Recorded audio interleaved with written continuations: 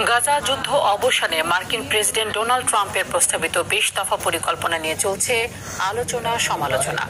গাজা নিয়ে ট্রাম্পের দেয়া প্রস্তাব পর্যালোচনা করছেন হামাসের প্রতিনিধিরা। হোয়াইট হাউসে ট্রাম্পের সঙ্গে বৈঠকে এই পরিকল্পনায় সম্মতি জানিয়েছেন ইসরায়েল প্রধানমন্ত্রী বেনিয়ামিন নেতানিয়াহু। তবে এর মধ্যেও গাজায় অব্যাহত রয়েছে ইসরায়েলি হামলা। নিহত হয়েছে আরও অন্তত ৩৯ ফিলিস্তিনি। ইমতিয়াজ আহমেদের রিপোর্টে বিস্তারিত। গাজায় রক্তপাত থামাতে উদ্যোগ নিয়েছেন মার্কিন প্রেসিডেন্ট ডোনাল্ড ট্রাম্প। ইতোমধ্যেই ট্রাম্প প্রস্তাবিত ২০ দফার এক পরিকল্পনা পাঠানো হয়েছে সংশ্লিষ্ট পক্ষগুলোর কাছে। কূটনৈতিক সূত্রগুলো বলছে, হামাসের আলোচক দল বর্তমানে এই পরিকল্পনা বিস্তারিতভাবে খতিয়ে দেখছে।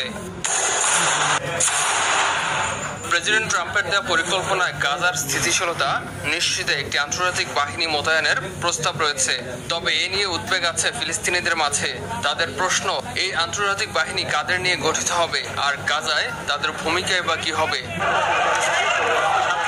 এদিকে ওয়াশিংটনে প্রেসিডেন্ট ট্রাম্পের সঙ্গে হওয়া যৌথ সংবাদ সম্মেলনে ইসরায়েল প্রধানমন্ত্রী বেনিয়ামিন নেতানিয়াহু এই পরিকল্পনায় সম্মতি দিয়েছেন। আমরা এই প্রস্তাবে সম্মত হয়েছি। এখন জরুরি হলো যুদ্ধ শেষ করা এবং বন্দীদের মুক্তি নিশ্চিত করা।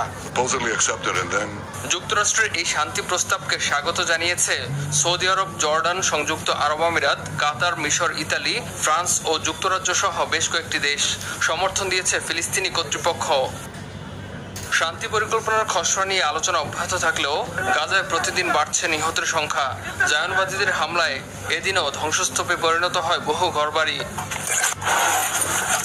বিশ্লেষকরা বলছেন, হামাস ও ইসরায়েল উভয় পক্ষই যদি আন্তরিক না হয়, এ পরিকল্পনা বাস্তবায়ন কঠিন হবে।